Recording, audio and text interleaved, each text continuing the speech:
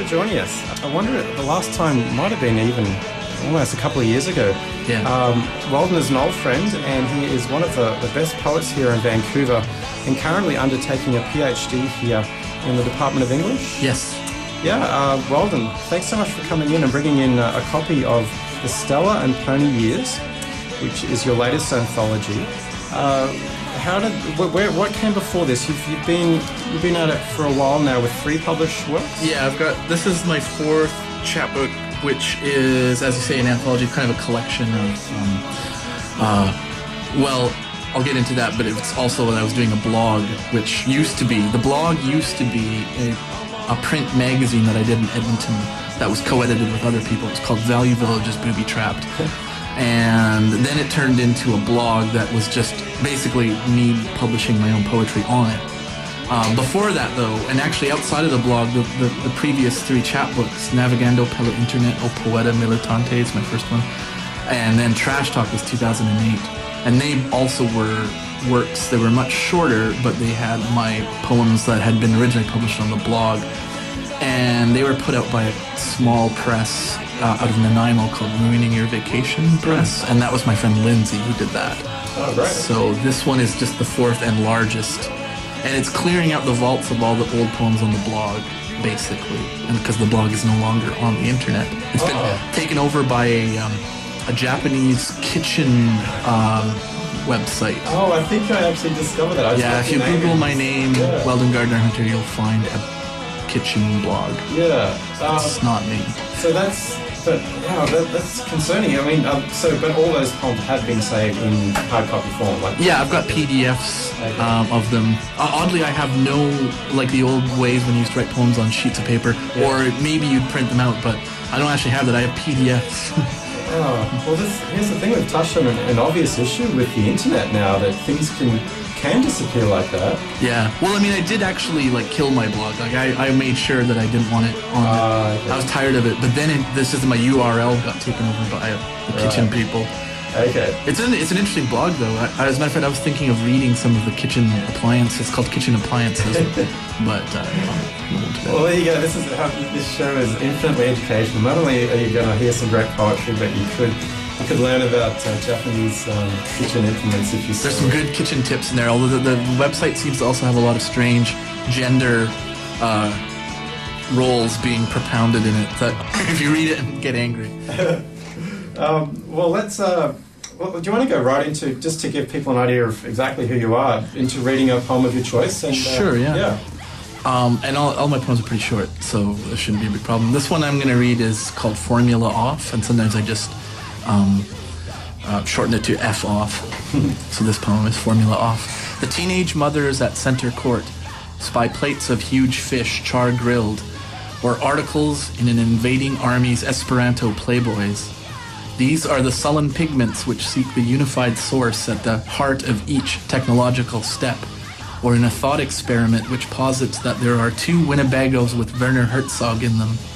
The sound of reality dropping on ineffectual ideas, out in the night, in the brown of last year, stuck to the spindrift pages and haunted Gabriel Allen. Art was wrapped inside. Beautiful. And so what was that poem called? Formula Off. Formula Off. I don't know what the title means anymore. I was onto something at the time. And what year? Because this collection is between 2005 and it's more like 2005 to 2011, but we put down for copyright 2012, I guess. Not that copyright really comes into it, but I'd say all these poems were written in the 6th year from about 2005 to 2011. Right. So that one would have been probably 2005. Because it's at the start of the book. The book is divided into 4 sections. Yeah. So it's 4 mini chapbooks stuck into one big chapbook. Yeah. Basically, it's the organization. Yeah, and infinitely readable, especially on public transport, because that's what I'm endeavouring to do. I have my copy here, and public transport is perfect because from my reading of it so far, it's such an urban collection of poems. There's so many references to the city. Like we've got here one poem, Ready Making, references to the public flowers. You've got talk of passing cars and where to stop. And there's a poem called Traffic Islands. Another poem mentions traffic on the raised-in freeways. Yeah, like, so I guess, I mean, you are an urban man, and literally you pounded the streets with me with fundraising for public outreach. Yeah, that's right. Yeah, my poems probably have that because they were written, the main two cities I lived in when this was being written, these poems, were Victoria and Vancouver. And originally this book, I wanted to call it Traffic Islands, which was a title I'd had since 2005, and it was going to be the title of a book. And I always liked that title being the sort of beatnik sounding. It sounded like a collection that you could have in a City Lights pocket poet series, Traffic Islands by Weldon Hunter. But the funny thing is, every time I considered that title for this book and I'd run it past people, they'd go, "Oh, it's so boring." And then it was going to be called Room for Cream, and both those titles, Traffic Islands and Room for Cream, are titles of the sections. And Room for Cream then turned out to be a new coffee shop somewhere in town, and that just bugged me. I was like, I can't share the name of a coffee shop. And so I just kind of at the last minute changed it to Stella and Pony Ears. But that, even though that sounds more pastoral, it's actually a reference to two types of car, the Subaru Stella and the Hyundai Pony. So, okay. Yeah, and I like it because it has this sweep of, since it's a collection of 7 years worth or 6 years worth of material, that it has this like slight, I think someone called it a pretentious title, and someone else called it a very trendy or hip title. And even though those sound like disparagements, I'll take them as compliments because I think they do seem to, even though if you've never heard of me and you see that I've got a book that, it's the Stella and Pony Years, my salad days in a way, and I'll take it because I have to, give it a title. So, and it turns out to have been a pretty popular one because it sounds a bit more enigmatic than any of the others, I guess. Yeah, that's right. I would not have thought it was a car, although there is a car drawn on the front. Yeah, which is my sense of, I didn't know what to do with the cover, so Jeff Bosworth, who we both know, who was a talented artist here in town, who I got to do the cover, I basically said to him two things. I want to have cars on it because I want people not to think it's a book about a girl and her pony, although I like that having a possible extra connotation. And I wanted it to look a bit like a Joe Brainerd, who's another artist who did a lot of covers for books from New York poets in the 60s. And I wanted it to maybe look a bit like a Joe Brainerd cover. And since I'm taking a lot of inspiration from these New York poets of the 60s who I've studied, like Ted Berrigan and Ron Padgett and people like that. That probably, to bring it back, probably is why there's this big city kind of inspiration.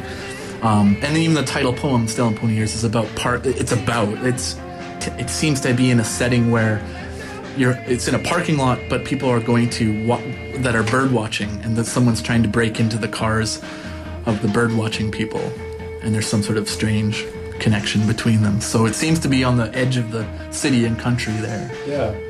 If I were to analyze my own poem, the problem with PhD students is that you can have an industry of talking about your own work, but I'll let people decide that themselves. Yeah. Well, I mean, speaking of the city, because it's so evocative of this city in particular, there's so many references, subtle references that I know living here in Vancouver for the last few years, or even as blunt references like the entrance to North Vancouver. Oh yes, one track, and then the Bosman Hotel. Oh yeah, which is I guess close to my heart because I work for the organisation, the Portland Hotel Society, that runs that as a social housing research project. Now, what is that poem in reference to? Was that written before it became what it is now? Yeah, it was written before, when I lived in Victoria, and before I moved here. I would come and stay in Vancouver. I'd take day trips or weekend trips from Victoria to Vancouver. And I would stay at a hostel. I think I eventually started staying at this hostel that's down on Granville and Nelson called Same Sun. But before that, I would stay at various places that would be cheap. And I never stayed at Bosman's Hotel, but I remember always, they used to have a bar attached to it called the Side Bar. And so someone I knew who lived in the city had tipped me off. There's one of the secret bars of the city's Bosman's Hotel. So I just kind of used it as the setting of this poem called Tom Veitch. Maybe I'll read it. Yeah, Tom Veitch at Bosman's Hotel, 1060 Howe Street, Vancouver. And Tom Veitch is a very strange poet. He's pretty obscure, but a poet that had a book out in the 70s called Death College. So I was reading him a lot at this period, so it's kind of an homage in a way. So Tom Veitch at Bosman's Hotel, 1060 Howe Street, Vancouver. In my hotel room, I discovered I kind of like instant coffee, and I found a vending machine that takes only nickels and dispenses full meals in pill form. Plus, it makes lush portrayals of the countryside and prints them in solid, vivid colors onto hard-backed cardboard postcards. And so from here on in, art will warm my shivery legs. It's funny because that poem ends almost the exact same way as the first one I read. Yeah. About art comes into it. That's right. Yeah, I remember that about those two. And it's so interesting to get a different angle on the Bosman Hotel because, yeah, just for the listeners, it is very much changed now. It is a national research project, part of the national research project for the At Home project, which is the Mental Health Commission of Canada. So there are a number of residents there living who are formerly street-entrenched people with mental health issues and addictions, and they are now housed in the Bosman Hotel.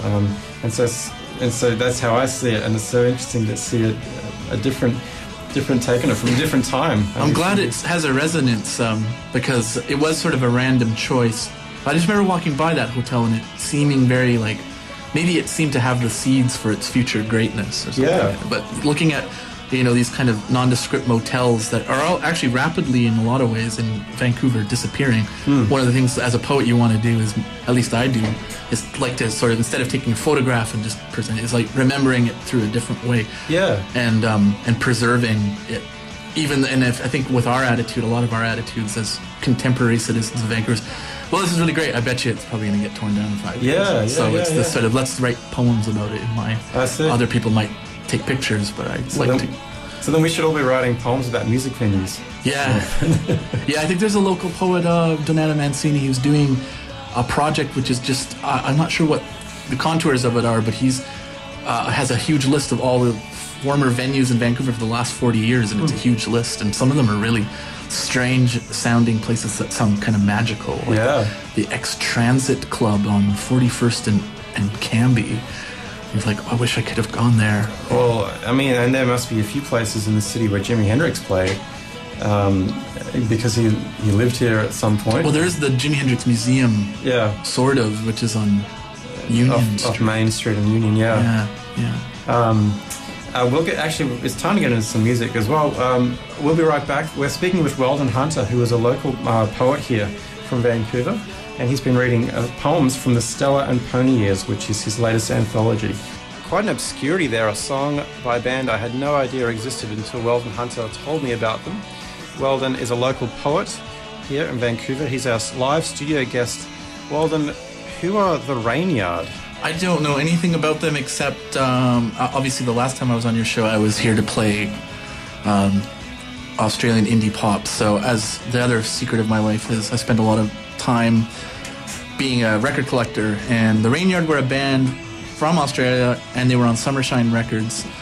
And that's all I know about them. And they're jangly. And I think that they're being rediscovered because I saw I'm on Facebook, I'm on something called Twee Lovers Club, and someone put up an old demo tape of theirs, and it's got some great jangly songs. So, wow, those beautiful melodies. Well, I can add one more bit of information. They are from Perth. That's what YouTube's here. Okay, that's probably why they weren't very well known, because that's far out of the way. Yeah. It is pre-internet, because the big bands that really pushed it moved, like the Hoodoo Gurus. They moved from Perth eastward, and the Triffids and all those bands decided. But I guess there's a lot of great bands from Perth who just stuck around. But yeah, cool. That's a band to rediscover, and I'll play some more in other weeks. Yeah. Thanks so much, Weldon Hunter. So Weldon is a local poet. He's a PhD student here at UBC. And I guess, given what we're talking about music, I noticed there is one poem in particular in your anthology that is about music, I guess. There's references to music. Here Come the Hot Stepper. Mm-hmm. What can you tell us about this poem? I'm trying to remember this one. The title is stolen from, I think, a reggae song. And I think it's supposed to be Here Comes, but for some reason when I first printed it, I took the plural off it, so I just left it. And I'll have to read it, because to remember what I might have been on about. But I think there's probably some of my attitudes towards music coming through in it. Do you want me to read this one? Yeah, sure. Okay, I'll go through it. It's one of the longer ones, but probably won't take 2 minutes. Here Come the Hot Stepper. Heavily cologned, slick R&B is not dead, but its popularity has faded somewhat. I missed the subtle thrusts, accompanied by a sudden twitch or two of my left feet. In the new ordinariness, we can appreciate the folk festival again. Give me a hiccuping hillbilly any day, the arched body hanging from the coat rack. Music is not a universal language as some people pitch. It's a milkshake of frozen lumps and fluid sounds which storm to clarity. It seems that every cut is a clarification these days. Just because you like fiddle music, that doesn't make you a Celtics fan. There is a way of seeing a song on the open mic circuit. It begins innocently enough with some strummed acoustic chords and doesn't stand out, but it recalls all the fragmented songs you've written at the lake. It has been miniaturized and diluted, and at every tune it whistles freely. So now I want to dance in circles on something other than my own hind legs. Maybe someone could put me in a red wheelbarrow and wheel me onto the dance floor? So that's the end of that. I guess it's me sounds like me kind of vaguely complaining about bad open mic songs or the kind of music you hear at folk festivals. Like, maybe might have been inspired, if I vaguely remember, by someone at our old job. You know, we used to work with people who would be in bands, and they would ask us to come out to their shows, and you'd come out to their shows. And I remember one show at the Piccadilly, which is another the Pick, at a lost venue in Vancouver. It was on Pender Street, and seeing some bands pre the band that we were going to see coming through, and it might have been something along the lines of bad local bands that sounded like, you know, Sublime knockoffs and things or Alanis Morissette wannabes, and it was a very bad night at the one time I've been to the Pick. I remember that. So I think it might have been written shortly after that, and it has that involved in it, I guess. Well, and that goes up to Rosie Petal. Yeah. That poem. Thanks for calling Rosie. Called live from the studio to say hi to Weldon. Thank you. That last poem you read referenced music, and you are an avid gig goer here in the city. Who else do you recommend? We got a couple of tracks here. Yeah, so I've recommended. So there was a festival just the end of August, start of September. It was called the Shoutback Fest, and it was I don't know who exactly organized it, but the people at the Mansion, which is the feminist punk rock house, which is on Adenac, and some various other venues, but not venues, but people's houses. It was a little punk fest. That was a queer core punk rock fest that was based around town, and so there were shows in people's apartment buildings and stuff. And I got to see Menopause, who were a 3-girl hardcore band, at a place called the Moon Tower, which is on Commercial and 12th, which is the 3rd floor of an apartment building. So people were moshing, and you were worried that people might get thrown out the window, but no one did. But Menopause played it there, and they were quite excellent, so I recommend them. Great old school hardcore there. And we're playing this as a suggestion from Weldon Hunter, who is still here in the studio with us. And so good news, people, in terms of, we actually do have another half hour to go. It's a little bit odd. So the sports is going to be broadcasting from 7, but only online. So if you're listening to this live on your radio in the car or at home, you'll be hearing me for the next half hour. But if you're online hearing the sports, I believe that's how it works. Which is a shame, because that means we're probably losing a lot of people right now. But anyway, we'll just keep going regardless. This show goes on, and hopefully the podcast will get the whole hour and a half. Anyway, here we are. We're still talking with Weldon. That gives us a whole nother half hour to talk, to do some. I can read the whole book. Yeah, interesting spontaneous radio, including, actually, I have right here a copy of Howl, the classic by Allen Ginsberg. Yeah. Awesome. We actually can bring this out. Like, this was sitting here on a table here in CiTR when I walked in this afternoon, and I was like, how serendipitous, a classic poem, and I'm interviewing a poet, not only a poet but an academic.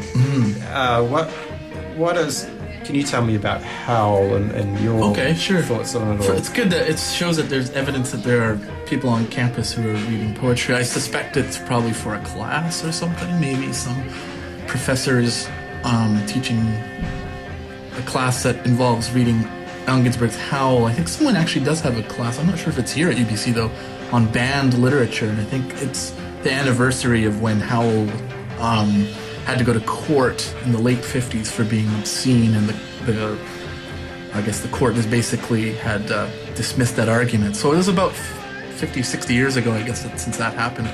What I know about Howl is, as I was saying kind of earlier, that I guess as a poet you sort of, when people ask me sometimes what would you do, what would you recommend to people who want to write poetry, just read lots of it.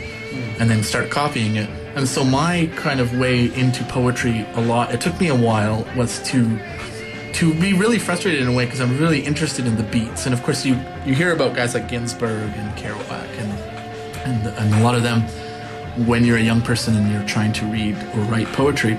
And I was always interested in them, but I always thought maybe my thing I didn't like so much about them was the I don't know how to put it, self-mythologizing, and some aspects of them that didn't seem quite as down to earth as maybe I wanted to be reading. I always thought Howl, though, was a really great book in that, to me, it's a really funny poem, even though it's actually really serious and has very, serious implications for writing about the 1950s and the kind of society that Allen Ginsberg is railing against. But for me, I always thought Howl was just a book of, a poem of really great, strange images. I can't remember any specific ones right now, but there's that line, boxcars, boxcars, boxcars. So I always like that kind of play with language. So I've always read Howl as kind of a really liberating work for as a poet who wants to write about humor, but through the beats.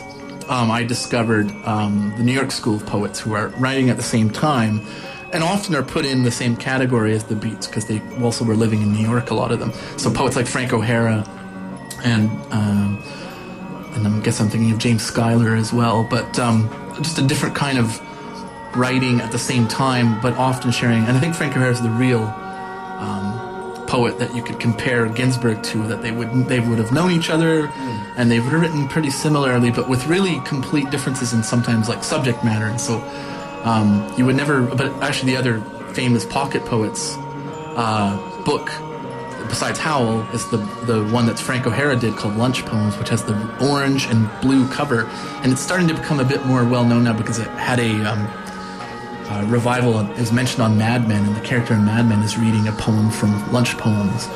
So it's good to see that the Pocket Poet series are circulating still in the same way they're supposed to. That you found that book just lying around. But Howl's always been a poem I've really liked, but I think the unusual thing is I take it as sort of a funny poem in a lot of ways. Well, I'm gonna actually take this home and read it over the next week or so, because it's been years and years since I've read it, and I want to kickstart my own journey into poetry. Again, you've been very helpful for me to start reading poetry again. Let's face it, a lot of us, we have every excuse in the world not to read, don't we, everyone? But it's not hard to have an anthology of poems in your backpack. Sitting on the 99 bus, which I did it down here, and I will do so afterwards.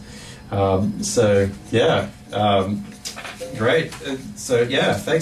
Thanks so much for filling us in on that history too, with the beats. And I know you have done readings out of town as well. So you've actually read them in New York. Yeah, I did a reading in New York back in 2007.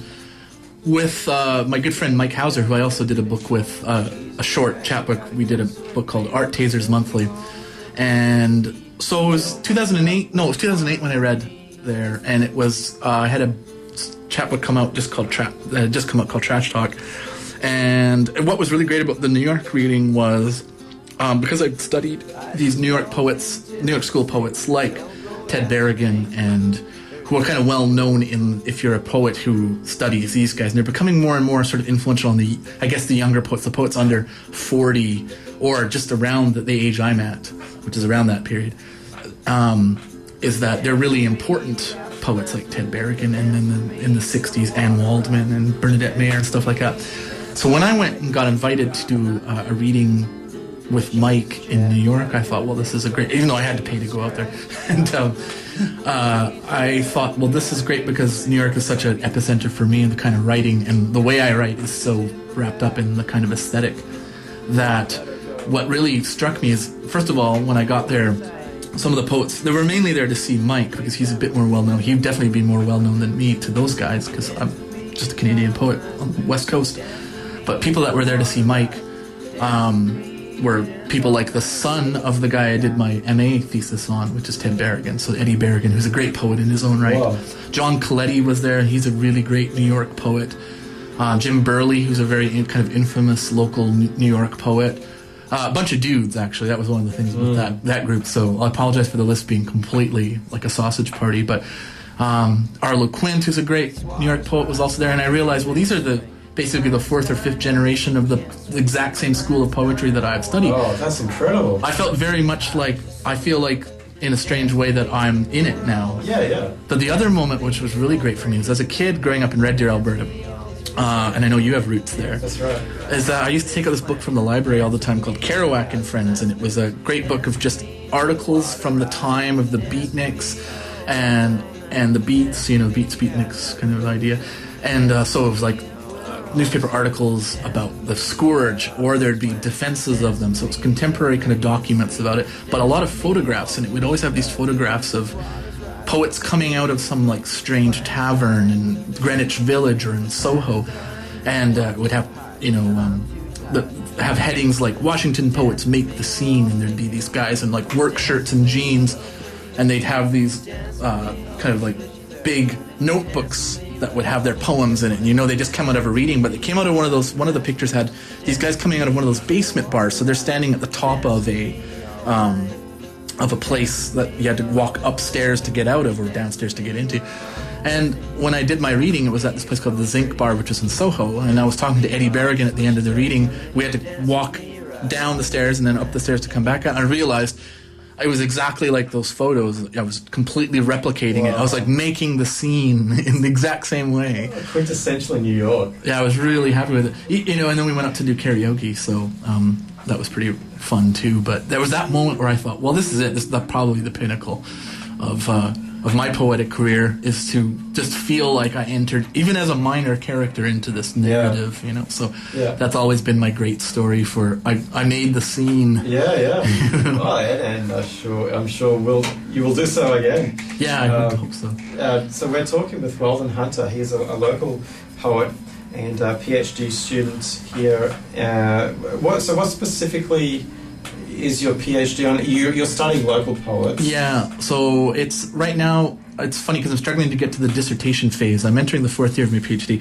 I'm at the part where the dissertation should be definitely started. I'm a bit slow, as a lot of PhD students are in this process. And so the idea is that it's about two groups of poets in Vancouver in the 60s. One was a bunch of guys that were based out of UBC here, called the Tisch Poets.